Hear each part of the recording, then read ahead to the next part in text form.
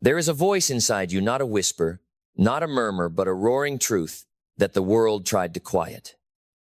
It's the part of you that knows you're capable of more, born for more, destined for more. But life is relentless. It doesn't ask for your permission.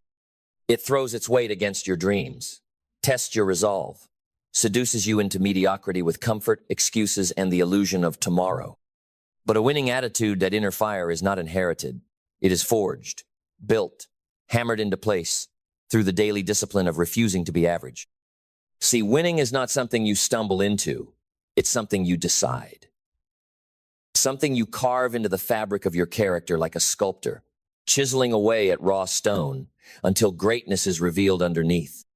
And the tool, the blade, the unbreakable edge that cuts through resistance, fear, and doubt is attitude.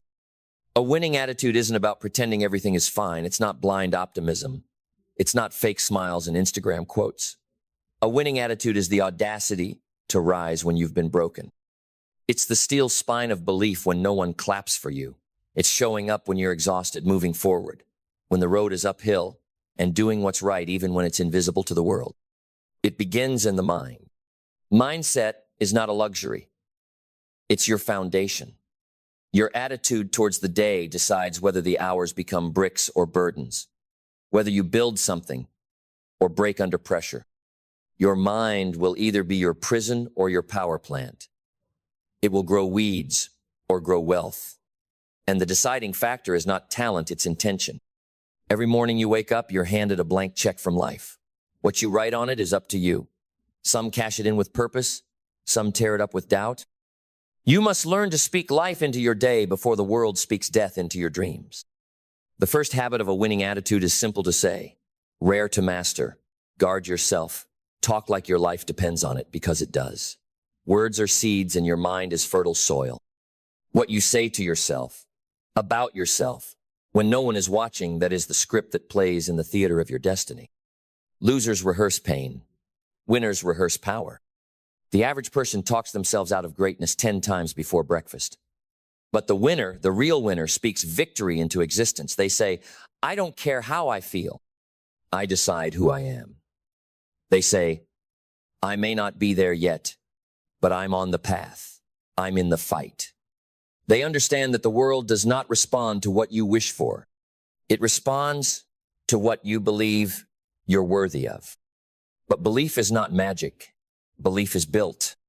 The second habit of a winning attitude is this: earn your confidence through promises kept to yourself. Most people don't lack ability, they lack self-respect. Every time you say you'll do something and you don't, a piece of you dies. Your word becomes worthless in your own eyes.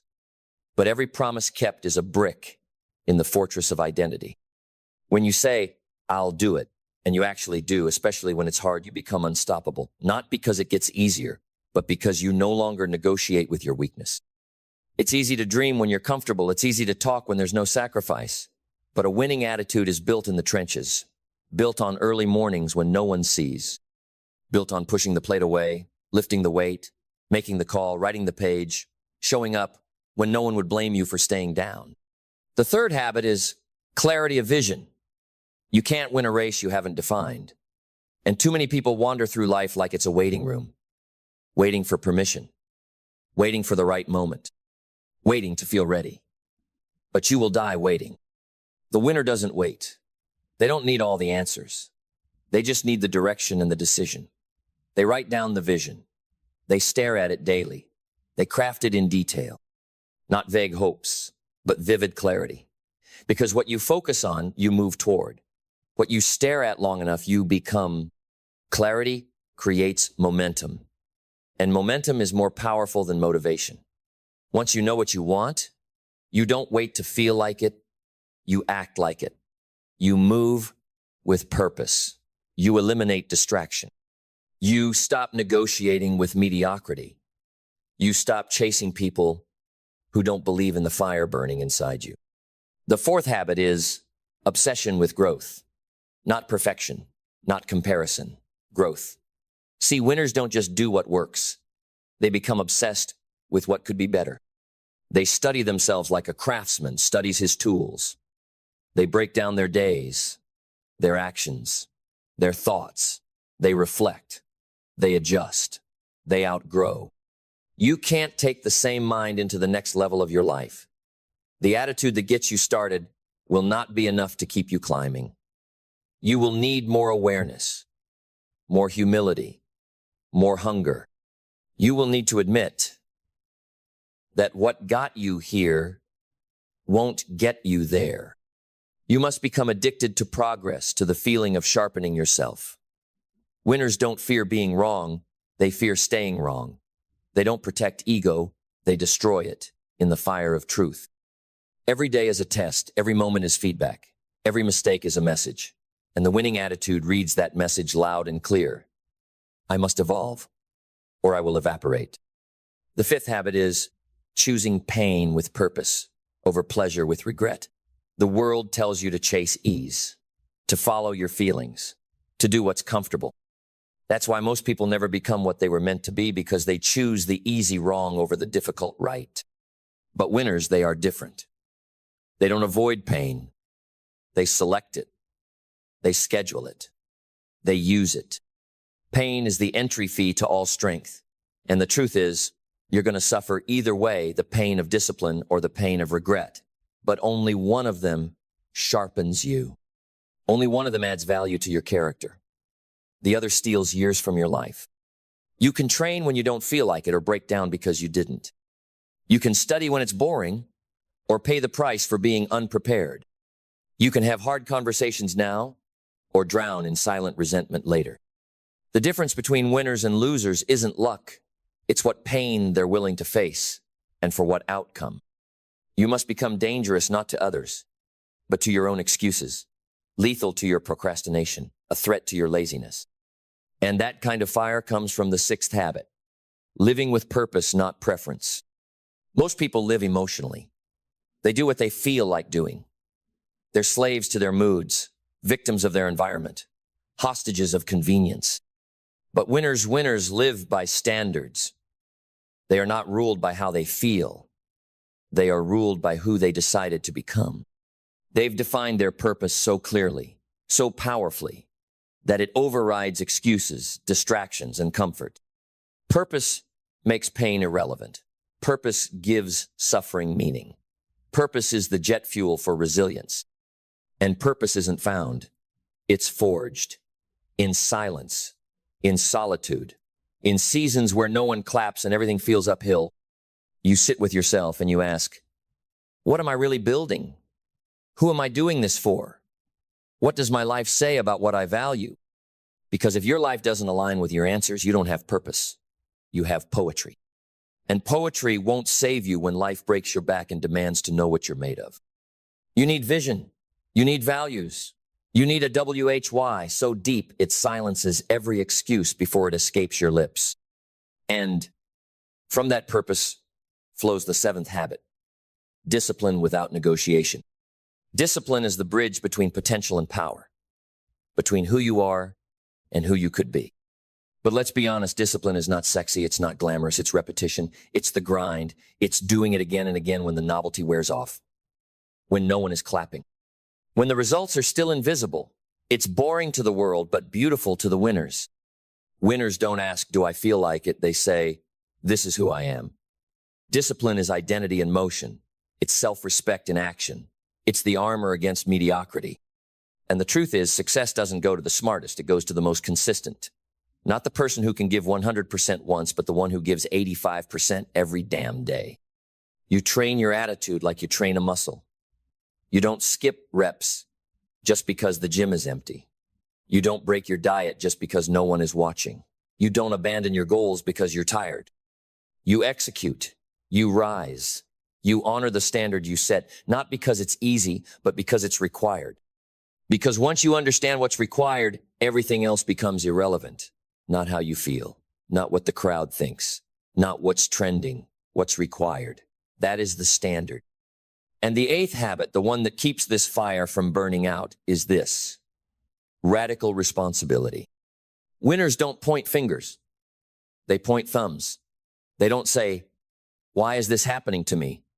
They say, what am I going to do about it? They don't blame the system, the timing, the boss, the parents, the weather, the government, because blaming robs you of power, and a winning attitude is allergic to powerlessness. You will never rise above the level of responsibility you're willing to accept. If life is a fight, then excuses are handcuffs. And most people are locked in a cage of their own creation because it's easier to blame than to build. But the truth is, the moment you decide that everything is your fault is the moment you set yourself free. It doesn't mean you caused everything, but it means you claim the power to change anything. You can't control the storm, but you can control your sail. You can't control how others treat you, but you can control how you respond. You can't control your past, but you can choose what it means. Responsibility is the birthplace of freedom. It is not a burden, it is a blessing. It is not weight on your shoulders, it is wings on your back. The ninth habit that fuels a winning attitude is this: relentless gratitude for the grind, not just gratitude for blessings. That's easy. Anybody can be grateful when the sun is shining and the numbers look good. No, I'm talking about warrior gratitude. The kind that says, thank you for the pain. Thank you for the struggle. Thank you for the failure. Thank you for every late night, every rejection, every detour that forced me to evolve. Because when you truly understand the game, you stop resenting the process and start respecting it. Gratitude reframes everything. The struggle doesn't break you, it builds you. The obstacle doesn't block the path, it is the path. The delay isn't punishment, it's preparation. You stop asking, why me? And start saying, try me. Because the struggle is where the story gets written. The hardship is where the muscles get built. The pain is where the poetry gets power. You become grateful, not just for what you gain, but for who you become.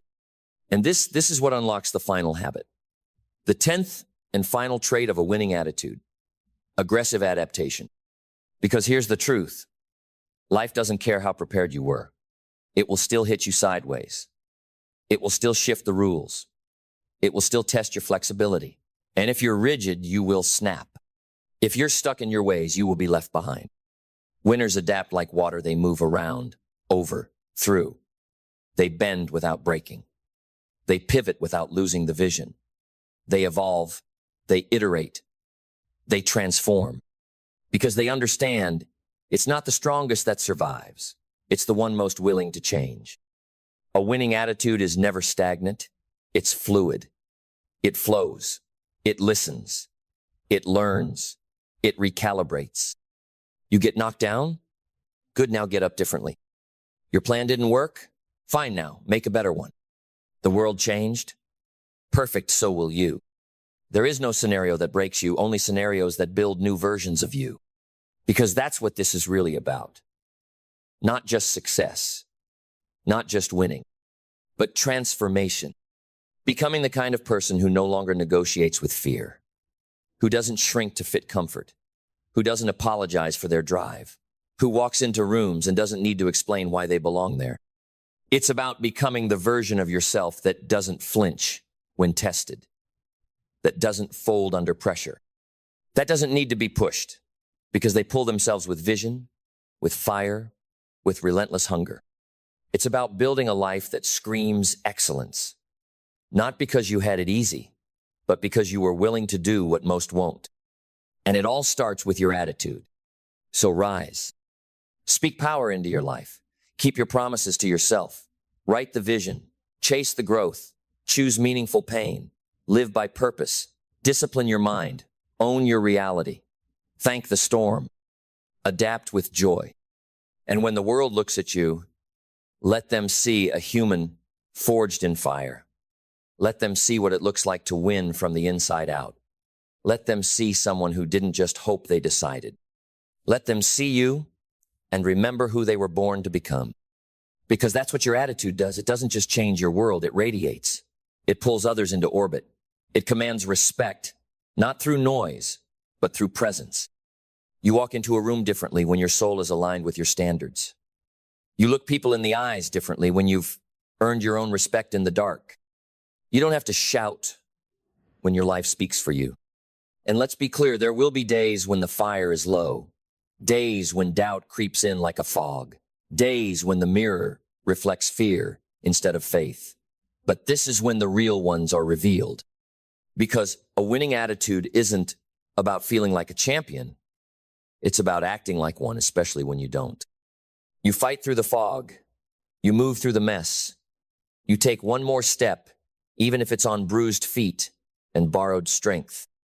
Because it's not the big wins that define you, it's the small choices when no one's watching. The moment you could quit and no one would blame you, but you don't. The moment you could let up, but you lean in. That's when greatness is born. And here's what most people miss. Your attitude isn't a tool for success. It is success. Because the house doesn't build itself. The dream doesn't manifest on its own. It all comes down to the bricklayer.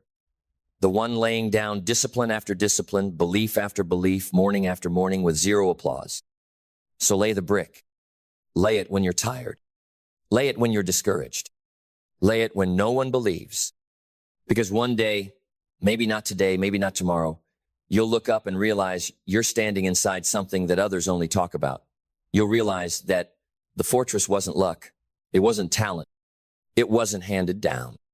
It was earned. It was built. It was bled for. With sweat, with standards, with sacrifice. And it started with the decision to show up with a winning attitude not once, but daily. Even when it was inconvenient. Especially when it was inconvenient. Because here's the final truth. Life responds to energy. It bends to posture. It opens to those who demand more by becoming more. It rises to meet those who have already decided to rise. So the question is not, will you win? The question is, who are you becoming? Are you the type to crumble or the type to create? Do you fold under pressure or forge yourself in it? Do you complain about the mountain or conquer it? You don't need a perfect plan. You don't need permission. You don't need another guru or gimmick. You need you fully engaged, fully committed, fully locked in with the mindset of a warrior, the clarity of a leader, and the discipline of a champion.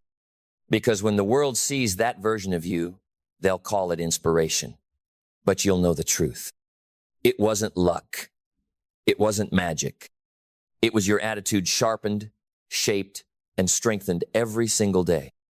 You will become a monument to the quiet war, the inner war, the one nobody saw but you fought anyway, the battle between who you were and who you were destined to be. And every time you chose discipline over comfort, every time you chose responsibility over excuses, every time you stood up, even while shaking, you carved that destiny deeper into your bones. This isn't about hype.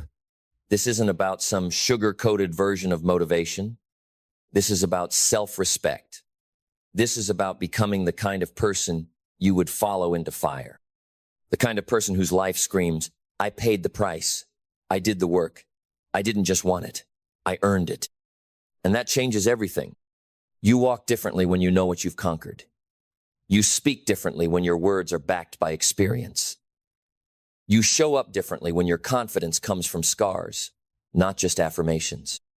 That's the kind of attitude that can't be faked, can't be borrowed, can't be sold. It's forged in silence, in struggle, in the tension between who you are and who you refuse to remain. And when you carry that kind of energy, the world notices. Not always with applause, sometimes with fear, sometimes with jealousy, but always with respect. Because real recognizes real. Fire respects fire. You don't need to convince people when your presence makes the case. You don't need to prove anything when your consistency speaks louder than their doubt. You don't need to shout over the noise when your work is echoing in rooms you haven't even entered yet. And that's what you must remember. Your winning attitude is planting seeds today that will bloom in places your feet haven't touched yet. Opportunities are watching. Destiny is waiting. And fate is taking notes not on your feelings, but on your faithfulness. So show up again, again, and again. Not because it's easy, but because you're no longer available for anything less than excellence. Because the life you want will not yield to hesitation. It will not bend for indecision. It will not unlock its doors for those who knock softly. It opens for the relentless, for the resolved, for the person who wakes up with fire in their belly and refuses to leave this earth average. So if there's a voice in you that's whispering, "You're made for more," believe it. If there's a stirring in your gut that says, "This can't be all there is," chase it. If your soul is aching to build something bigger than survival, something greater than existence, honor it.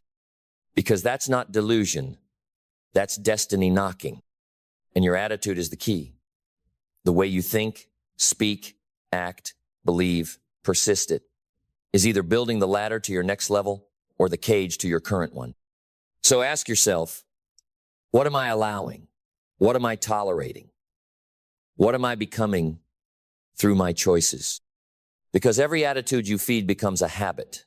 Every habit becomes your nature, and your nature becomes your future. This isn't about a morning routine or a motivational quote. This is about becoming unshakable, a force, a fire, a soul that can't be silenced by fear, failure, or fatigue. This is about waking up and saying with your actions, not just your words, "I'm here to win." And win. Not because you're better than anyone else, but because you're better than who you were yesterday. Because you didn't settle. You didn't sell out. You didn't stay down. You rose. Again, with resolve in your eyes, thunder in your chest, and purpose in every breath. Because you decided once and for all that losing was no longer on the table. And that is what a winning attitude is. It's not what you have. It's who you are. Because something deep within you is still stirring, still rising, still reaching for that next breath, that next level, that next revelation of who you're meant to become. And you don't silence that voice, you answer it with movement, with mastery, with meaning. See, most people live their entire lives asking life for permission. You are here to command it. You don't need a lucky break. You need an unbreakable spirit. You don't need motivation that fades by noon. You need conviction that burns at midnight. You don't need someone to hand you a map. You need to become the one who draws it with blood, with belief, with the kind of attitude that makes average impossible. This is your time, not later, not someday, not when things line up. Now, because the truth is, you don't get what you want in life. You get what you are willing to become. And becoming starts today. So rise with intensity, walk with fire, think with clarity, speak with authority, love with depth, move with discipline, adapt with courage, execute without compromise. Let the world adjust to your standard. Let the noise fade behind your focus. Let your life be a living declaration that you chose to become the rare kind, the relentless kind, the powerful kind. The kind of person who didn't just chase success, they embodied it. Because in the end, the goal was never just to win. It was to become undeniable. And that begins and ends with the attitude you carry through every second, every season, every storm. So don't ask if you're ready. Decide that you are. Then move. And never look back. Because looking back is for the ones who doubt, for the ones who hesitate, for the ones still entertaining the idea that maybe they weren't built for this. But you are past that now. You've buried that version of you in the ashes of your former limitations. And from those ashes you rise, not as a version of who you once were, but as the architect of who you decided to become. There is no more time to waste. No more energy to spend on what could have been. There is only now. And the decision you make in this moment changes everything. Right now, you are standing on the edge of two lives, one defined by compromise, one ignited by conviction. The only bridge between the two is your attitude. And so you shift. You raise your chin. You set your jaw. You burn the excuses. You cancel the apology tour. And you walk not as a victim of life, but as a force within it. Because you were never here just to exist. You were here to dominate your fears, to rewrite your story, to elevate your bloodline, to shock the world with the sheer velocity of your rise. And when they ask, what changed? You won't need to explain. They'll see it in your eyes, in your tone, in the way you carry yourself with quiet power, with absolute certainty, with the kind of energy that says, I didn't wait to be chosen. I chose myself. I didn't wait to be saved. I saved myself. I didn't wait for the timing. I became the timing. And I didn't wait for a miracle. I became one.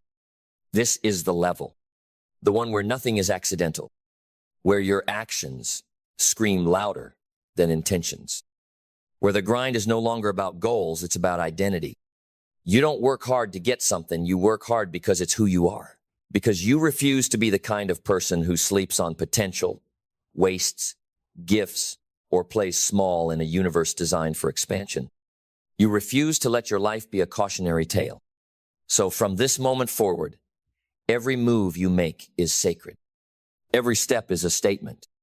Every choice is a carving into the stone of legacy. Because in the end, your winning attitude isn't just for success. It's for significance. It's not just about rising. It's about lifting others with the example of your resilience. It's about becoming the evidence for someone else that greatness is possible, that transformation is real. That strength isn't something you're born with. It's something you build day by day, through battle, through belief, through a relentless refusal to back down. So carry this fire, guard it, feed it, protect it from mediocrity, like your future depends on it, because it does. You are not here to be liked. You are here to be legendary. You are not here to chase. You are here to create. You are not here to wish. You are here to work. So rise and never let the world convince you otherwise, because the most dangerous person in any room is the one with a clear mind, an open heart, and an unshakable winning attitude. And when that kind of person walks into the room, something shifts. The air tightens. The silence stretches. People feel it before they even understand it. Because greatness doesn't need a name tag, it leaves an imprint. It carves its presence into the moment without raising its voice. That's what your attitude becomes. Not noise, but weight. Not volume, but gravity.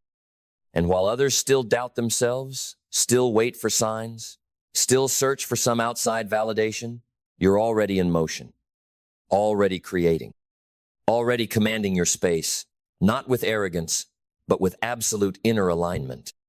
That alignment, that integration of thought, action, and belief is rare. It's what separates winners from wishers, builders from beggars, leaders from followers.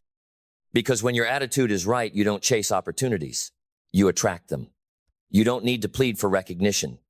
Your work is already echoing in the halls where decisions are made. You walk with such conviction, the universe itself moves to accommodate your path. And yet, this path is not for the faint-hearted. It demands that you sacrifice the need for comfort in exchange for the fire of progress. It demands you give up popularity for purpose. It demands you let go of who you were taught to be so you can become who you chose to be. This is the price, and it is worth it. Because the moment you trade external approval for internal excellence, you become free. Free from the opinions of the small-minded. Free from the chains of the past. Free from the weight of who you used to be. Now you walk in authority, not over others, but over yourself. That's power. That's real freedom. To wake up and know that no matter what comes today, you have the mindset to meet it, the resilience to rise through it, the clarity to outlast it, and the drive to win in spite of it. That is the gift of a winning attitude. It makes the chaos irrelevant. It makes the setbacks fuel. It makes the grind sacred. And when others look for ways out, you look for ways in. When others stall at discomfort, you lean into it. When others crack under pressure, you sharpen under it. Because you don't fear the fire anymore. You are the fire. So burn through the noise. Burn through the fear. Burn through the old stories that told you to sit down, be quiet, play safe. You are done with all of that. Now you are the one others look to when the storm hits. You are the one who stands still while everything else shakes. You are the one who makes progress when others are making excuses. And every time you take another step, another rep, another call, another leap, you are leaving behind proof. Proof that power is not something you're born with, it's something you earn.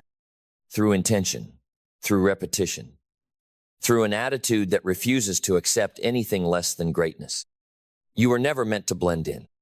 You were never meant to shrink to fit. You were never meant to tiptoe through life, hoping you don't break something. You were meant to leave a mark.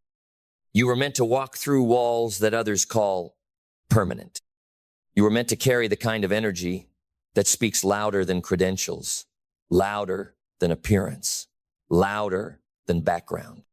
And now, with every fiber of your being, you declare, I am no longer available for average. I am done negotiating with fear. I am done watering down my dreams to fit the comfort zones of others. I am done dimming my light to protect their insecurity. From this moment forward, I live lit. I live loud. I live with a posture of purpose, a mindset of mastery, and an attitude so electric the world can't help but take notice. Because this is what a winning attitude looks like. It is not loud. It is not desperate. It is decided. It is a quiet thunder, a calm storm, a relentless force disguised as daily habits. And now that you've tasted it, you'll never go back. Because once you see what's possible through belief, through discipline, through fire, you'll never again settle for what's probable. You were born to rise. So rise. Because what you've just ignited within your mind, within your heart, within your spirit is not a temporary motivation. It is not a spark to be admired. It is a wildfire to be fed daily, relentlessly, with your actions, with your standards, with your attitude. And from this moment on, you don't just live, you lead, you build, you become. Because this is not the finale. This is the beginning of the real you. Now go and win. There comes a moment when every ambitious soul wakes up and realizes it's no longer enough to survive. Survival is for the uncertain, for the indifferent, for the passive. But you were never built to coast. You were never designed to drift through days with a muted heart and an uninspired mind. No. You are a leader not by title, but by temperament. Not by role, but by responsibility. And if you're awake enough to hear these words, you know. You feel it deep in your bones, the call to rise, to sharpen, to lead not just others, but first yourself. Because all leadership begins within. No crown, no position, no applause will ever compensate for a person who cannot command their own mind, their own days, their own destiny. You don't get to lead anyone else until you can lead your own energy out of mediocrity. And that is where the first transformation begins. Plan 1. Master your internal world or become a slave to your external one. The battlefield of the ambitious is not the market, the economy, or the competition. It is the space between their ears. The most dangerous war is the quiet one. You wage against your own limitations, your own excuses, your own doubt that whispers, maybe I'm not ready. But a true leader doesn't wait to feel ready. They decide to be ready. They command their thoughts like a general commands an army. Every day, before the world even sees you, you must win in the dark. Win when the alarm goes off. Win when your body says no and your purpose says go. Win when your mind starts negotiating with weakness and you answer back with clarity, discipline, and authority. You were never meant to follow the mood of the day. You were meant to set it. Which brings us to the next plan. Lead with clarity or be led by chaos. An unclear leader is a dangerous one. Not because they're evil, but because they drift. And when leaders drift, people drown. Businesses stall. Families suffer. Futures are delayed. Clarity is the compass. And too many ambitious people are busy without direction, building without vision, exhausting themselves for goals they never defined. You don't get points for movement. You get results for alignment. So stop. Ask yourself, what am I building? Why does it matter? Who must I become to deserve it? Write it, speak it, Burn it into your mind. Because once clarity exists, everything else begins to arrange itself around it. Decisions become obvious. Distractions lose their power. And your life stops feeling like noise and starts feeling like a mission. Now, with mission in place, it's time to activate Plan 3. Upgrade your standards or get buried under your circumstances. Too many leaders suffer in silence because they try to fix results without fixing the root, and the root is always standards. You get what you tolerate. In health, in business, in relationships, in your own habits. The truth? You don't rise to your potential, you fall to your standards. And if your standards are built on emotion, on convenience, on the comfort of fitting in, you will fail silently and call it balance. You don't need balance. You need alignment. You need conviction. You need a standard so high that it repels everything that doesn't belong in the life you're building. Raise the standard. Raise it so high it offends the part of you that still wants to play small. Raise it until it scares you, because that's when it's finally aligned with your calling.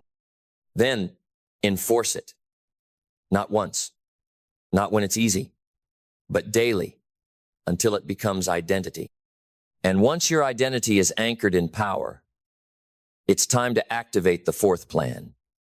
Take complete ownership of everything, every win, every loss, every inch of progress. The moment you assign blame is the moment you hand away your influence. Leaders don't play the victim. They don't wait for rescue. They don't outsource responsibility. They look in the mirror and say, if it's to be, it's up to me. You don't control everything, but you control your response to everything. You control how you lead when the storm hits. You control how you speak when emotions rise. You control whether you panic or plan. Blame builds nothing. Ownership builds empires. So stop pointing fingers. Start building foundations. And once that foundation is laid, activate Plan 5. Design your environment for war, not comfort. Because your environment is not neutral. It is either pulling you forward or dragging you down. Every leader has blind spots, traps, saboteurs disguised as friends, excuses hiding in routines. And if your environment is not engineered to align with your future, it will keep pulling you back to your past. Clean the room. Change the music. Cut the noise. Block the apps. Fire the energy drainers. Surround yourself with forces that sharpen you, not soothe you into sleep. A lion doesn't grow strong in a petting zoo. It needs the wild, the pressure, the hunt.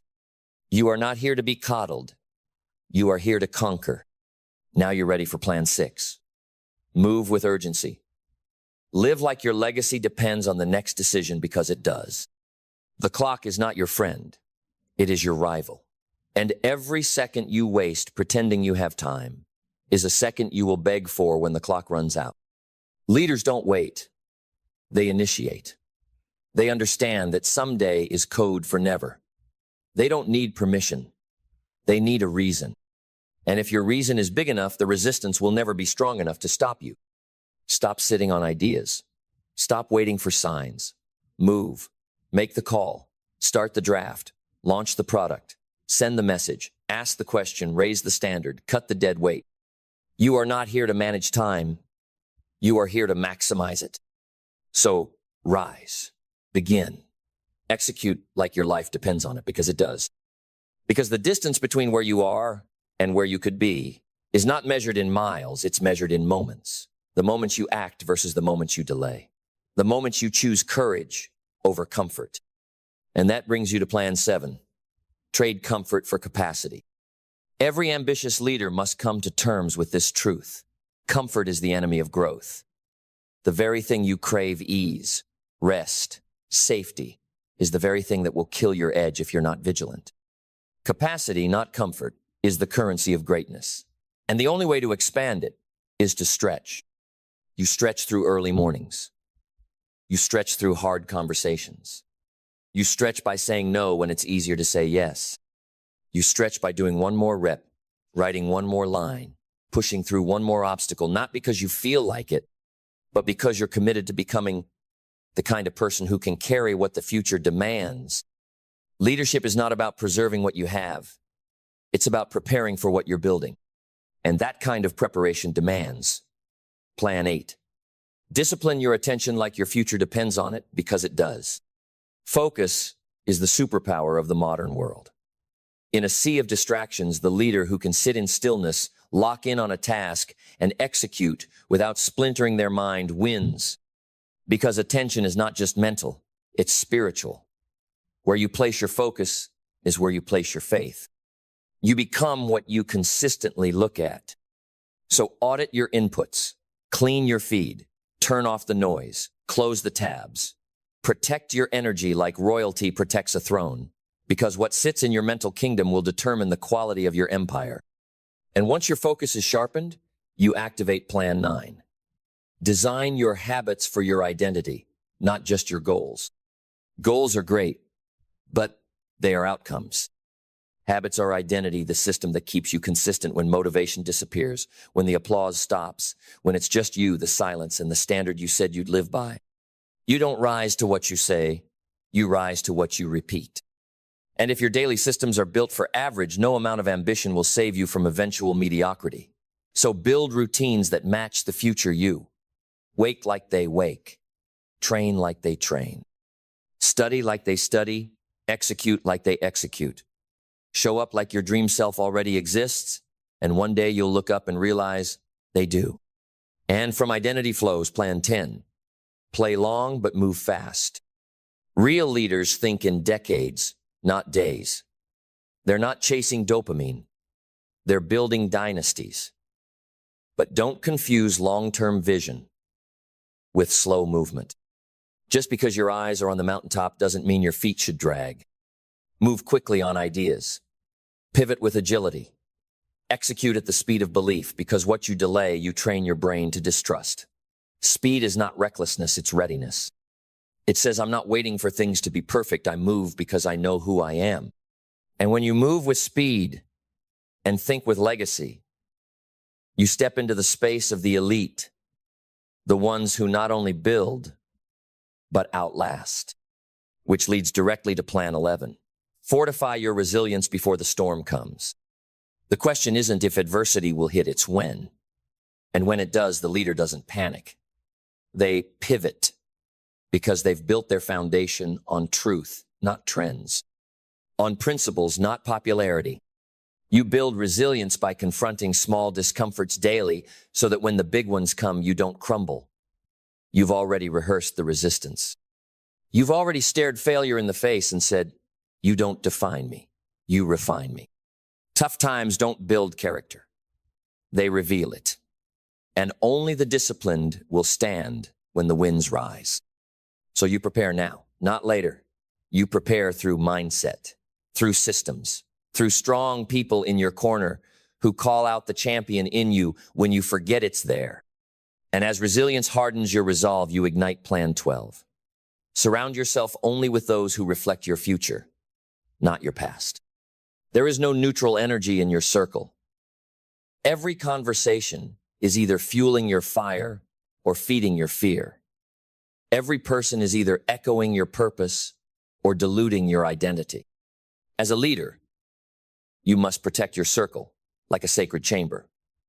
There is no room for laziness, no space for entitlement, no tolerance for mediocrity masked as support. Because if they're not pushing you, challenging you, elevating you, they're dragging you. Surround yourself with assassins of excuses, architects of vision, builders of belief, people who remind you of who you said you'd be when the fire was fresh. Your circle is either your launch pad or your cage. Choose wisely. And now, with the right people in place, with your fire stoked, your habits locked, and your mindset sharp, you activate Plan 13. Speak like a leader, especially to yourself. Words create worlds. And no one hears your voice more than you. Every sentence you repeat is a command to your subconscious. So stop speaking in uncertainty. Stop hiding behind sarcasm and self-deprecation. That's not humility. It's self-sabotage. Speak power. Speak vision. Speak truth, even when it sounds arrogant to the small-minded. Speak with the authority of someone who has already decided to win. Your voice must become the soundtrack of your transformation. Every morning, every moment, every mirror. And as your voice rises, so too must your heart. Which brings us to Plan 14. Lead with gratitude, not just grind. Grind without gratitude turns to bitterness. Hustle without heart turns to emptiness. But when you root your pursuit in awe, in the sheer privilege of building, creating, serving, you access a deeper power. Gratitude doesn't make you soft. It makes you stronger because it centers you in perspective. It reminds you that you get to lead. You get to face pressure. You get to carry weight. Every obstacle is a gift in disguise. Every delay is a refinement. Every long night is proof you haven't quit. Be grateful not just for what you've gained, but for who you've become in the process. And now, with all the fuel, fire, and force aligned, you arrive at Plan 15. Lead yourself relentlessly so you can lead others effortlessly. Because when all is said and done, leadership is not about control. It's not about applause. It's not about followers. It's about becoming. You lead because you've chosen the harder path, the one where you own your flaws, sharpen your strengths, and carry the weight of vision when others collapse. And the more consistently you lead yourself, the less you need to motivate others. Your life becomes the sermon. Your actions become the message. Your standard becomes the invitation for others to rise. So rise. Become the kind of leader who leads from the inside out. Let your thoughts be intentional. Let your words be weapons of truth. Let your actions make legacy inevitable. Because the world does not need more noise. It needs you, fully alive, fully aligned, fully unleashed. This is how you change your life. This is how you lead. And when you lead like that, not from ego, not from image, but from essence, everything shifts. You don't chase influence, you become it. You don't force respect, you earn it. You don't need to be seen, because the impact of your presence becomes impossible to ignore. This is what ambitious leadership truly is. A quiet rebellion against mediocrity. A daily, deliberate defiance against everything that says, stay small. It is not something you do on stage or in a boardroom.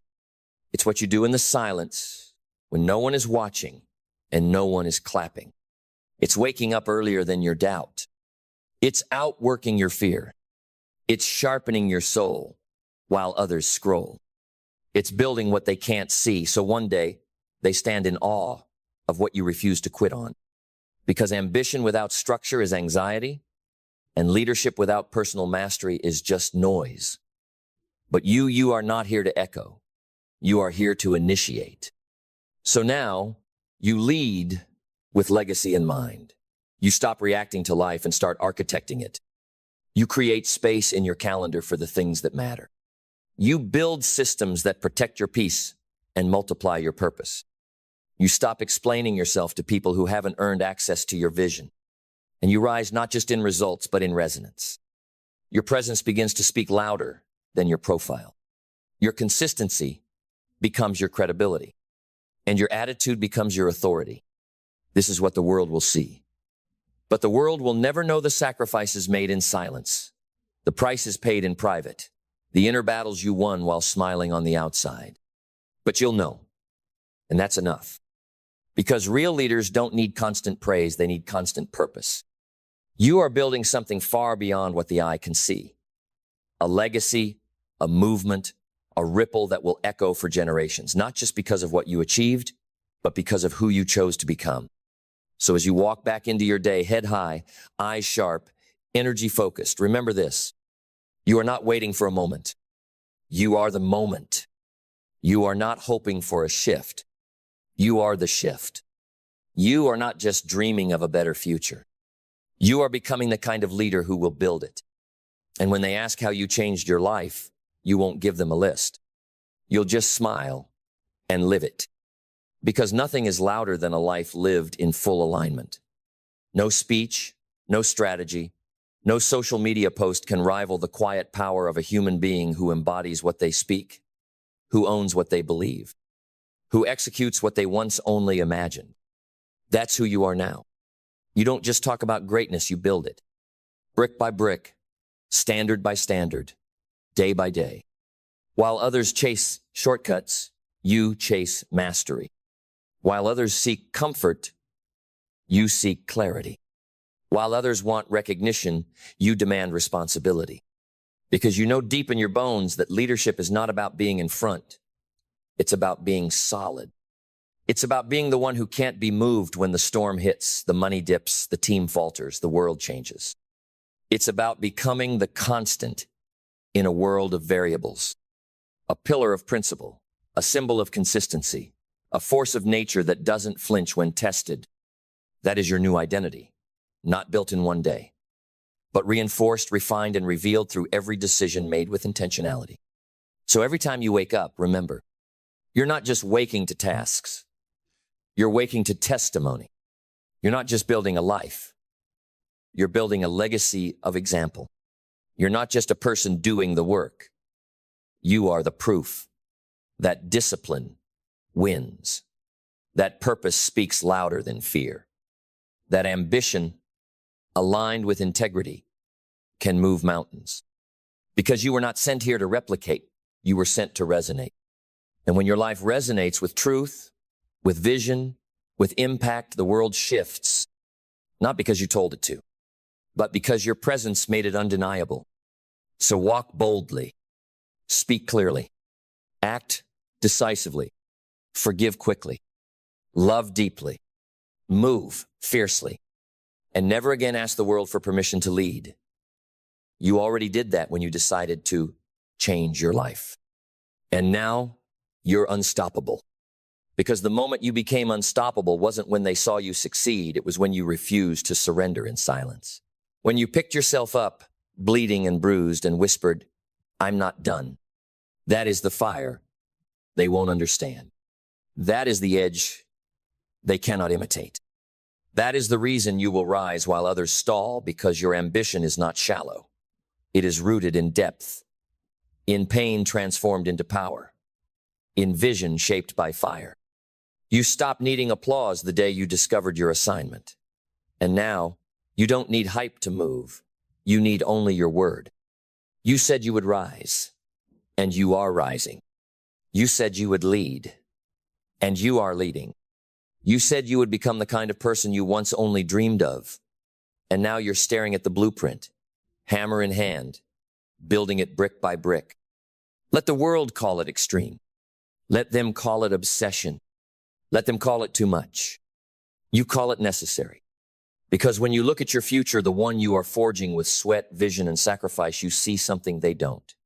You see the family that will be fed, the people who will be freed, the chains that will be broken, the ceiling that will be shattered because you decided to go first. This is what leadership is. Not title, not status, not image. It is sacrifice in silence for impact in eternity. You carry that weight not because it's easy, but because you can. And now you do it not out of duty, but out of destiny. So this is your vow burned into your mind, sealed into your bones. No more half steps. No more waiting to be chosen. No more settling for maybe. No more apologizing for the fire inside. From here forward, everything you do reflects who you've become. Not a person in pursuit of greatness, but the living proof of it. So let your actions roar. Let your standards speak louder than your status. Let your discipline echo through generations. Because you are no longer just a person trying to succeed. You are a leader, reshaping the world through the way you live. And that changes everything. And if they ask where it started, this shift, this rise, this transformation they now see in your eyes, you won't point to a stage or a spotlight. You'll point to the silence, to the dark mornings, to the lonely decisions, to the exact moment you looked at the life you were living and said with absolute finality, no more. Because that's where real change begins, not in noise, not in performance, but in resolve. That unshakable moment when you stop hoping life gets easier and decide you'll get stronger. When you stop craving comfort and choose capacity, when you stop fearing judgment and step fully into conviction, this is your real wealth. Not the money, not the metrics, but the man or woman you've become in the furnace of intentional action. You don't need to scream it. You show it in your posture, in your peace, in the intensity behind your calm, in the discipline behind your joy, in the weight your name carries, not because you demanded it, but because you earned it. You've now become the kind of person who doesn't need to prove they've changed because your presence proves it. And what's more, your life now becomes permission. Permission for others to rise. Permission for others to dream bigger. Permission for others to believe that greatness isn't inherited, it's engineered. You are the proof, the walking, breathing, unrelenting proof that with vision, with structure, with faith and fire and impenetrable standards, anything can be transformed. You didn't just change your life. You rewrote the rules. You didn't just climb the mountain. You built a new one and showed others how to ascend. And from here on out, no matter how high you go, how far you stretch, how deeply you influence, you will always return to the root truth that made this all possible. You led yourself first. And because of that, you will never be lost again. Because no matter what storms may come, what setbacks may surface, what doubts may whisper, you will stand firm because you know who you are. You are the storm. You are the shift. You are the kind of leader who walks into the fire and builds cathedrals inside it. This is not the end of your journey. This is the birth of the next level. So don't slow down. Don't settle. Don't forget the weight you carry, the fire you bear, the lives you were born to impact. Now, go, lead, live, and never look back. Not with applause, not with a bow, but with a vow, the kind that doesn't need to be spoken because it's already been written into the rhythm of how you breathe, how you move, how you show up from this moment forward. Because this wasn't just a script. It was a mirror. It was a match. It was a mandate. And now that it's been lit inside you, there's only one thing left to do.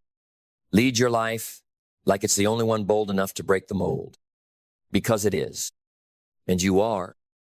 There's a currency more sacred than gold, more unforgiving than failure, more powerful than talent, education, or even connections. It's the currency that every legend protects and every average life squanders. It's not money. It's not luck. It's not opportunity. It's time. Time is the only resource you cannot borrow, beg, steal, rewind, or replace. You don't get to save it. You only get to spend it. And what you spend it on will become the story of your life. Every second, a seed. Every minute, a mirror. Every hour, a brick laid in the structure of your legacy. And the cruel truth, most people are bankrupt. Not financially, spiritually, emotionally, purposefully, because they've traded time for the illusion of productivity, for the comfort of distraction, for the noise that keeps them busy, but never better. They wake up without purpose, move through their day without urgency, scroll through their hours like time is infinite, but it's not. It's perishable. It's dying as fast as you're breathing. And every second you waste, someone else is using that same moment to build, to sharpen, to rise. This isn't fear. This is truth. Because when you understand the value of time, you don't just respect it. You revere it. You treat it like royalty. You protect it like gold. You use it like fire in your hands. Because what you do with your time reveals what you truly value. You say you want success, but how much time did you give your dream today? You say you want freedom, but how much time did you waste on people who aren't free themselves? You say you want legacy, but how many of your hours are being spent building anything that will outlive you? Time is the great equalizer. It humbles kings. It empowers the unseen. It doesn't care about your past. It doesn't listen to your excuses. It only answers to your discipline. So, ask yourself, what is your relationship with time? Do you lead it, or does it lead you? Do you command your calendar, or are you a servant to circumstance? Do you start your day with intention, or do you wake up already in defeat? Because here's the truth. You don't have a time problem. You have a purpose problem, a priority problem, a personal standard problem. When time becomes sacred, your life becomes focused. Your yes becomes valuable. Your no becomes powerful. You stop entertaining what doesn't build you. You stop delaying what your future is begging for. You stop wasting hours on things that drain your spirit. Because you realize the way you spend your time is the way you spend yourself, and you were not made to be average. You were made to amplify, to execute, to rise. When you truly understand the value of time, you stop living like you have forever. You stop postponing your greatness. You stop pushing your potential into a mythical someday that never comes and never will, unless you command it into existence today. Because here's the harsh truth. If you died tomorrow, would the hours you live today have meant anything? Would they prove you were becoming who you said you'd become? Would they testify that you used your time with honor? Or would they echo back with silence? The silence of wasted potential, of borrowed time, of dreams that never got built? You see, you can't manage time if you don't first respect it. And you can't respect time until you understand that it doesn't care who you are. It only serves the committed. Time is like a mirror. It doesn't reflect what you want. It reflects what you prioritize. It reflects who you are when no one's watching. And this is what separates the ones who rise from the ones who always talk about rising. The successful, the fulfilled, the legendary. They don't treat time casually. They don't wake up hoping the day goes well. They own it. They build it. They bend it to the rhythm of their vision. Because when your life is urgent with purpose, time becomes a weapon, not a weight. You use every minute to shape something that matters. You walk into each hour like it owes you legacy. You protect your schedule like it holds your freedom, because it does. You don't give hours to the past. You don't give hours to people who don't respect your future. You don't give hours to excuses that have outlived their usefulness. Instead, you carve out space for mastery. You calendar your discipline. You schedule your future like it's your duty. And that's when time begins to multiply for you. Because here's the paradox of time. When you honor it, when you fill it with focus and purpose and execution, you get more of it. Not in quantity, but in quality, in impact, in clarity, in results. One focused hour in the hands of a person on fire with purpose is more valuable than a full day of scattered distraction. This is the difference between the extraordinary and the exhausted. They're not working harder. They're just working cleaner, more aligned, more precise, more present. They've learned how to say no, like their life depends on it, because it does. Every no to distraction is a yes to elevation.